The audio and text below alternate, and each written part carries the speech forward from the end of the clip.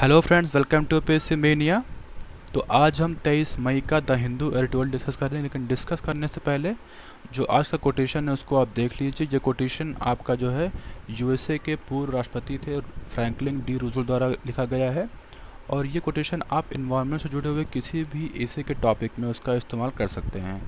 तो आइए इसी के साथ हम आज का एडिटोरियल डिस्कस करते हैं। तो आज हम फ्रेंड्स 3 आर्टिकल डिस्कस करेंगे, जिसमें जो आपका ये कोल्ड नेबरहुड वाला आर्टिकल है, आप देख सकते हैं स्क्रीन पे कोल्ड नेबरहुड वाला आर्टिकल है, और जो आपका ये वाला आर्टिकल है लोअर द टेम्परेचर वाला आर्टिकल, इसको हम इन दोनों आर्टिकल को हम मर्ज करके जो है डिस्कस करेंगे। तो आइए इसी के साथ जो है आज का आर्टिकल जो है डिस्कस करते हैं। पहला आर्टिकल क्या है आपका, टाइम आफ्टर टाइम। ये कुछ जुड़वा आर्टिकल है। ये आपका आरबीआई ने अभी कुछ मेजर लिए हुए हैं। जैसा कि हम जानते हैं कोविड-19 से जो हमारे बिजनेस एक्टिविटीज़ हैं वो सब बंद पड़ी हुई थी। तो सरकार ने अभी जो जब पांचवा फेज़ का जो है लॉकडाउन लगाने की बात की है, तो उसमें जो कुछ सरकार ने पार्शली ओपन किया हुआ इकोनॉमिक एक्टिविटीज़ को। तो हम जानते हैं ऑलरेडी जो है वो बुरी स्थिति में है। तो आरबीआई ने ऑलरेडी पहले भी काफ़ी मेजर लिए हुए थे, और गवर्नमेंट ने भी जो है 20 लाख करोड़ का जो है स्टिमुलस पैकेज जो है जारी किया हुआ है। तो आरबीआई ने, अब हम जानते हैं कि क्या कुछ नए मेजर लिए हैं। तो आरबीआई ने अभी जो है जो रेपो रेट है और जो आपका रिवर्स रेपो रेट है उसको कम कर दिया है। रिवर्स रेपो रेट को जो है घटा के 3.35% कर दिया है, और जो आपका रेपो रेट को घटा के जो है 4% जो है कर दिया है।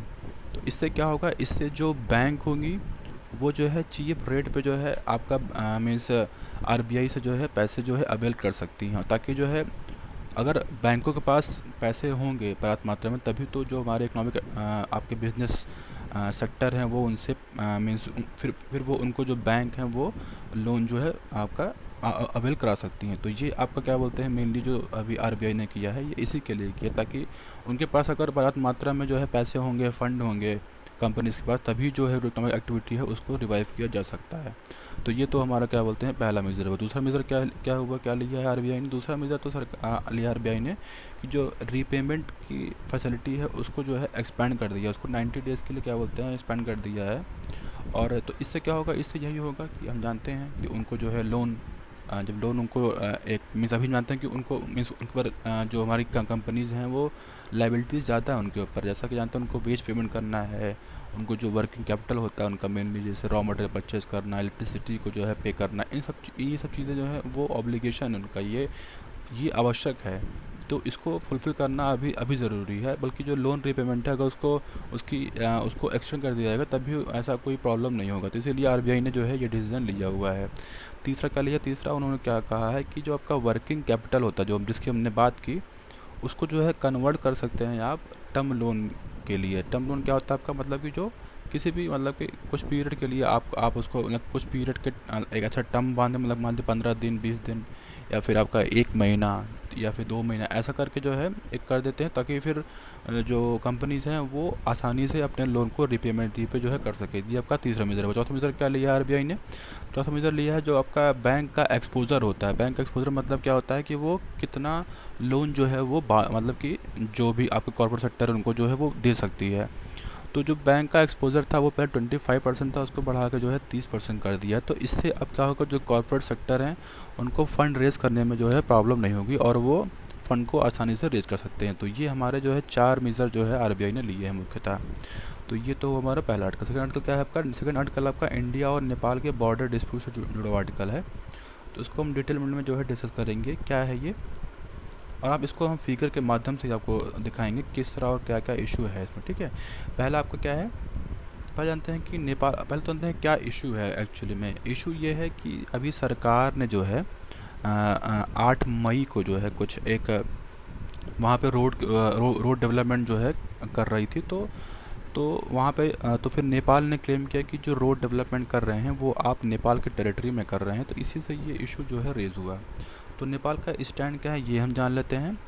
नेपाल का स्टैंड अभी ये मेनली ये है कि जो हमारा क्या बोलते हैं महाकाली रिवर है, जो क्या बोलते हैं जो काला पानी एरिया है वहाँ से गुजरती है। तो वो कह रहे हैं कि वो काली रिवर नहीं है। ठीक है, और इससे क्या होगा, इससे ये होगा कि कह रहे हैं कि जो लिपू लेक पास है, ठीक है, अभी हम आपको फिगर से दिखाएंगे। अभी आप देख सकते हैं फिगर से, तो लिपू लेक पास है। तो इनका कहना है कि लिपू लेक पास तक जो है इनकी टेरिटरी है, जो नेपाल की टेरिटरी है वो लिपू लेक पास तक बता रहे हैं कि जहाँ से काली रिवर गुजरती है, ठीक है। तो ये इनका अभी स्टैंड है। तो ये हमारा हुआ, आप देख सकते हैं स्क्रीन पे, ये हुआ काला पानी और ये हुआ क्या बोलते हैं लिपू लेक पास, ठीक है। यहाँ तक अपनी क्या बोलते हैं टेरिटरी बता रहे हैं नेपाल, ऐसा ऐसा ये क्लेम कर रहे हैं। तो ये तो हुआ इनका स्टैंड, ठीक है। अब हम एक बार थोड़ा सा बैकग्राउंड जान लेते हैं कि क्या, अगर हम इसको अगर इसको और आसान भाषा में समझें कि बिफोर इंडिपेंडेंस क्या था और आफ्टर इंडिपेंडेंस क्या क्या डेवलपमेंट हुआ है इंडिया और नेपाल के बॉर्डर इशू पे, ठीक है। तो बिफोर इंडिपेंडेंस जब ब्रिटिश जो है इंडिया पे रूल कर रहे थे, तो जो है एक एंग्लो नेपाल वॉर हुआ था 1914 के अराउंड। तो उसके बाद एक ट्रीटी ऑफ सुगौली, हाँ ट्रीटी ऑफ सुगौली जो है साइन की गई थी, और उसमें क्या बोलते ईस्ट इंडिया के मध्य और नेपाल के मध्य।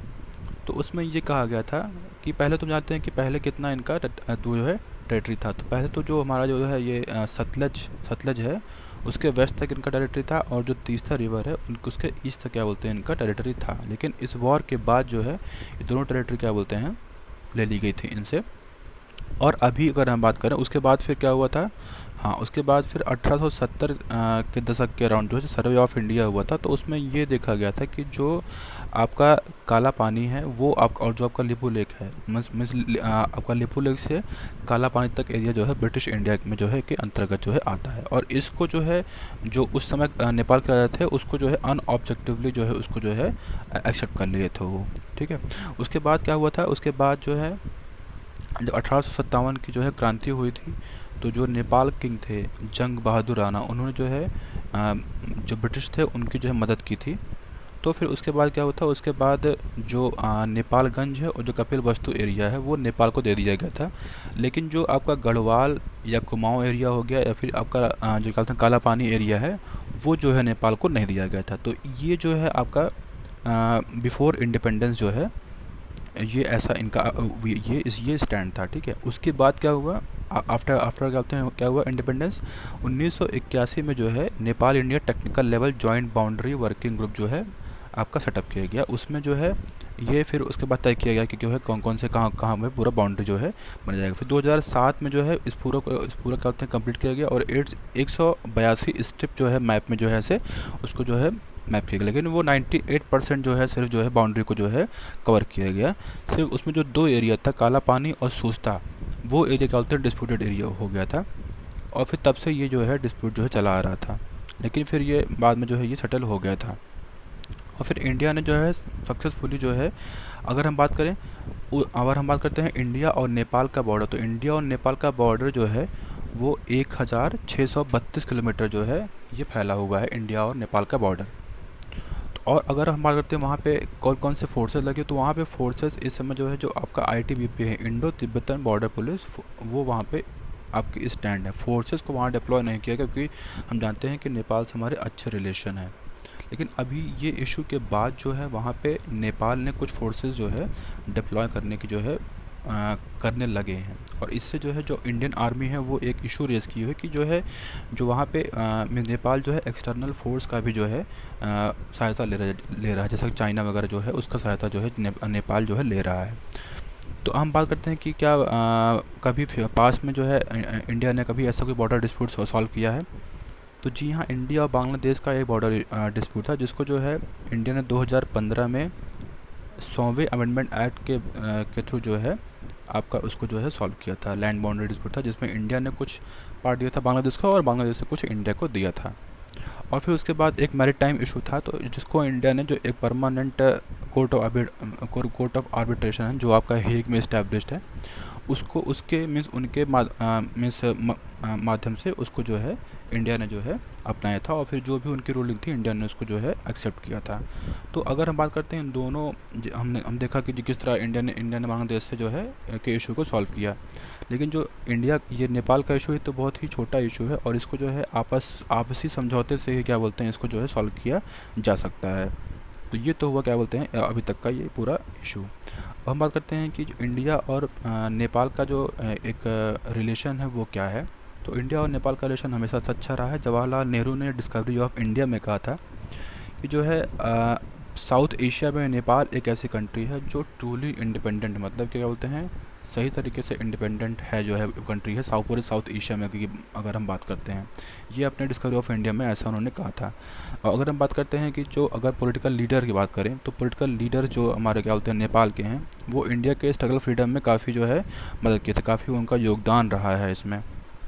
हम बात करते हैं सोल्जर्स की, तो सोल्जर्स भी जो है काफ़ी वहाँ पे फिर उनके जो आर्मी है उनको ट्रेन किया जाता है। और हम बात करते हैं जो पीपल टू पीपल रिलेशन भी काफ़ी अच्छा है, मतलब कि लोग वहाँ पे ट्रेड करने जाते हैं, घूमने टहलने भी जाते हैं। और अगर हम बात करते हैं गवर्नमेंट टू गवर्नमेंट भी जो है एक रिलेशनशिप काफ़ी बढ़िया है वहाँ पे। और कभी भी ऐसा कोई मतलब कि एज अ उसको मतलब पार्ट ऑफ इंडिया ही लोग जो है ऐसा मानते हैं, क्योंकि इतना अच्छा रिलेशन जो है वहाँ से जो है बन गया है। तो इसको आपसी समझौते से सॉल्व किया जाए तो बेहतर तरीके से ये सॉल्व हो जाएगा। तो ये हमारा पूरा आर्टिकल हुआ। नेक्स्ट आर्टिकल क्या है आपका? नेक्स्ट आर्टिकल अपने आते हैं, चाइना ने जो है एक डिजिटल करेंसी प्लान कर रहा है। जैसा मतलब कि जैसा हम जान रहे हैं कि पूरा विश्व पैंडेमिक से जो है वो गुजर रहा है, लेकिन अभी इसी समय जो है चाइना ने एक डिजिटल रिवोल्यूशन लाने की बात की है, और चाइना ने जो है क्या बोलते हैं डिजिटल करेंसी लॉन्च करने की जो है बात की है। उसका क्या है आपका? China central bank digital currency. तो जान लेते हैं डिजिटल करेंसी होता क्या है फ्रेंड्स। डिजिटल करेंसी आपका जो फिएट करेंसी होता है, सिंपल आपका जो हार्ड करेंसी होता है, उससे डिफ़र करता है। ये आपका जो है डिजिटली अवेलेबल होता है, आपका इलेक्ट्रॉनिकली जो है। और इसके कई आपके मीन्स वेरिएंट होते हैं, जैसे आपके आप क्या बोलते हैं, आपका सेंट्रलाइज होता है, मतलब जो आपका सेंट्रल गवर्नमेंट होती है किसी भी कंट्री की, वो होती हैं। और आपका डिसेंट्रलाइज भी होता है, मतलब जिसमें जिसमें सेंट्रल गवर्नमेंट का जो है रोल नहीं होता है, उसको प्राइवेटली जो है हैंडल किया जाता है। इसके एग्जांपल भी हैं, एग्जांपल जैसे क्या होता है आपके वर्चुअल करेंसी हो गई, क्रिप्टो करेंसी हो गई। तो देखिए इन सब का क्या बोलते हैं ये हुआ था, ठीक है। और इसको जो है ब्लॉकचेन टेक्नोलॉजी होती है, उसके माध्यम से इसको ऑपरेट किया जाता है। उसमें क्या होता है, और इसके कई फ़ायदे भी हैं। जैसे फ़ायदे क्या हैं? फ़ायदे तो ये हैं कि जैसे मान लीजिए इसमें कोई भी इंटरमीडियरीज़ का जो है रोल नहीं होता है, और ये काफ़ी लो कॉस्ट पे जो है इसको ट्रेड कर सकते हैं, इसको इस्तेमाल कर सकते हैं। तो ये कुछ इसके फ़ायदे हुए। बट अब जो हमने बात किया था ब्लॉकचेन टेक्नोलॉजी, ये क्या होता है फ्रेंड? ये आपका इनक्रिप्टेड होता है। जैसे मतलब कि आपने अकाउंट बनाया, तो आपका जो अकाउंट होगा, आपके अकाउंट में जितने पैसे होंगे वो इनक्रिप्टेड होंगे, मतलब आपके बजाय कोई दूसरा उसको जो है एक्सेस नहीं कर पाएगा। मतलब कोई भी अथॉरिटी, चाहे वो बैंक, चाहे वो आपका क्या बोलते हैं सेंट्रल बैंक हो या फिर गवर्नमेंट ही क्यों ना हो। तो ये आपको क्या बोलते हैं, इसका ये बेनिफिट है। इससे जो लोगों का जो एक पैसा है वो सिक्योर रहता है। तो ये आपका क्या बोलते हैं ये है। तो अभी चाइना ने क्या किया है, चाइना ने भी क्या बोलते हैं डिजिटल करेंसी लाने की बात की है। तो अगर हम बात करते हैं कि जो आपका सेंट्रल बैंक डिजिटल करेंसी होता है, इसके फ़ायदे क्या होते हैं, तो फ़ायदे इसके हम देख सकते हैं। पहला फ़ायदा क्या है? पहला फ़ायदा यह है कि जो एक कॉस्ट होता है, जैसे हम जानते हैं कि जब पेपर को फिर आपको छापना होता है, तो ये जो हैंडलिंग चार्ज होता है वो आपका 1 से 2% जीडीपी जो है वो लगता है। तो अगर आप ये आएगा तो ये जो है हम जानते हैं ये आपका इंटरनेट आपका है पूरा मीन्स डिजिटली है, तो उसमें जो है एक जो हैंडलिंग चार्ज है वो जो है कम होगा। पहला आपका ये हुआ फ़ायदा। दूसरा फ़ायदा क्या हुआ आपका? जो आपका एक टैक्स एविजन वगैरह होता है, जो मनी लॉन्ड्रिंग होती है, जो टेरर फाइनेंसिंग होती है, उससे भी इंप्रूवमेंट मिलेगा। इससे क्या होगा, इससे जो गवर्नमेंट होगी वो प्रॉपरली चेक कर पाएगी, और इससे जो मैंने बात की टैक्स इवेट करना और जो आपका टेरर फाइनेंसिंग वगैरह होगा, मनी लॉन्ड्रिंग होगा, उसको जो है रोका जा सकता है। तीसरा फ़ायदा क्या है? तीसरा फ़ायदा आपका फाइनेंशियल इंक्लूजन से है। फाइनेंशियल इंक्लूजन जो है लोगों का होगा, चाहे वो आपका अगर हम बात करें तो रूरल एरिया में, या फिर बात करें हम जो है, या हम और तरीके से बात करें तो उसमें मतलब कि, और अभी यूएस कांग्रेस ने भी जो है इस पर डिबेट करने की बात की है, और इसमें जो है कोविड स्टिमुलस बिल में जो है इसको जो है लाने की बात की है। ये तो हुआ आपका तीसरा। चौथा क्या हुआ आपका? चौथा आपका जो है क्या बोलते हैं, कोई भी क्या बोलते हैं, जैसा कोई भी आपका क्रॉस बॉर्डर पेमेंट हो गया, तो वो एक मतलब वो फास्टर तरीके से और फ्रिक्शन लेस हो, ये भी इसमें काफ़ी जो है अच्छे से इसका योगदान होता है। मतलब कह सकते हैं कि ये फास्टर होता है बजाय और जो आपका पेमेंट होता है उससे, ठीक है। लेकिन इससे जुड़े हुए कुछ कंसर्न भी हैं। कंसर्न क्या क्या है इससे जो फ्रेंड्स? कंसर्न आपका प्रिवेसी कंसर्न है। जैसा कि हमने बात किया कि जब आपका जो ये होता है, हमने बात किया कि जो है आपका डिजिटल करेंसी दो होता है। एक तो होता है आपका होता है डिसेंट्रलाइज होता है, मतलब कि उसमें जो गवर्नमेंट का जो है मीन्स उसको गवर्नमेंट रेगुलेट नहीं करती है। लेकिन जो आपका जो डिजिटल करेंसी है, जो गवर्नमेंट इसको कंट्रोल करती है, तो इससे जो लोगों की प्रिवेसी होगी वो ब्रीच हो सकती है, और जो एक इरोजन है, मतलब ट्रस्ट इरोजन है, वो भी हो सकता है। और इससे जो हमने बात किया, जो एक सर्विलांस स्टेट का जो कंसेप्ट है, मतलब जो सर्विलांस जो गवर्नमेंट है वो पूरे हर चीज़ में आपके सिटीजन के हर एक्टिविटी को जो है एक वॉच करने का, तो वो भी जो है क्या बोलते हैं बढ़ता इसका खतरा। और हम अगर बात करते हैं कि फेस रिकग्निशन टेक्नोलॉजी की, तो उससे भी जो है क्या बोलते हैं इसका इसका खतरा पड़ता है। मतलब कि अगर सरकार तो एक लोगों के मूवमेंट को कर ही रही थी ट्रेस, लेकिन अगर अगर आपका जो है ये डिजिटल करेंसी जो है गवर्नमेंट कंट्रोल करेगी, तो इससे जो लोगों का पैसा है उससे उस पर भी सरकार जो है वॉच कर सकती है कि जो ये भी जो है आपका जो पीपल का एक प्रिवेसी है उस पर जो है क्या बोलते हैं इसका ये कंसर्न है, मेनली कर सकते हैं। तो जो अभी चाइना ने जो है ये लिया है, ये क्यों लिया है, तो चाइना ने इसको 3 इसके जो मेजर मीन्स हैं प्रॉब्लम उसको सॉल्व करने के लिए लिया हुआ है। पहला तो क्या है, पहला तो जो यूएस डॉलर एक पूरे विश्व में एक ग्लोबल करेंसी है, उसको जो है दूर करने के लिए इसको जो है लॉन्च किया है। और दूसरा क्या है, दूसरा जो हमने देखा कि अमेरिका की जो बिग टेक कंपनी है, जैसा कि हम जानते हैं फेसबुक ने लिब्रा वगैरह लॉन्च करने की बात किया है, और क्या कहते हैं, तो वो और फिर हम जानते हैं उसके जो आपका फेसबुक है वो 2 बिलियन प्लस उसके यूज़र हैं, तो पूरे विश्व में जब उसको लॉन्च करेगा तो उसका एक काफ़ी मतलब फ़ायदा होगा, तो उसको मतलब इनडायरेक्टली आपका यूज़र को ही फ़ायदा होगा, तो उसको भी काउंटर करने के लिए जो है ये लाया है। तीसरा क्या, तीसरा उनके खुद उनके यहाँ में चाइना में आपका जो अली बाबा और पे है और एक वी चैट पे है, तो वो जो है आपका जो चाइना की जो डोमेस्टिक डिजिटल पेमेंट है वो 90% तक कवर करते हैं। तो ये चाइना का जो मूव है इसको जो है उन दोनों के मतलब कि उस पर जो है उसको टैप करने का, उसको कह सकते हैं कि उनके विंग्स को क्लिप करने का जो है ये क्या बोलते हैं मूव इन्होंने लिया हुआ है। तो ये तो हमारा हुआ आज का आर्टिकल। तो आज के लिए इतना ही है फ्रेंड्स। तो आज के आप प्रश्न लिख लीजिए, इन प्रश्नों को आप स्क्रीन को पॉज करिए और आप इसको लगाने का प्रयास करिए, इसके उत्तर जो है हम कल डिस्कस करेंगे। तो आज के इतना ही है फ्रेंड्स, थैंक